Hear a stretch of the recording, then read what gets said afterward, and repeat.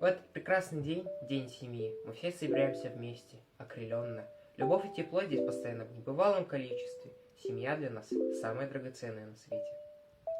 Мне очень важно, мне очень нужно, чтобы вся семья собиралась за ужином. Выложит дед, что узнал из газет. Бабушка же, поправляя очки, что засушила шалфея пучки. Папа и мама о важной работе, брат о рыбалке, футболе, походе и о контрольной сегодняшней я. За окнами вечер, а в доме семья. Какое счастье жить на свете, когда я в мире не одна, когда душа теплом согрета, а за спиной стоит семья. Понять способны мы не сразу, на это нужно много лет.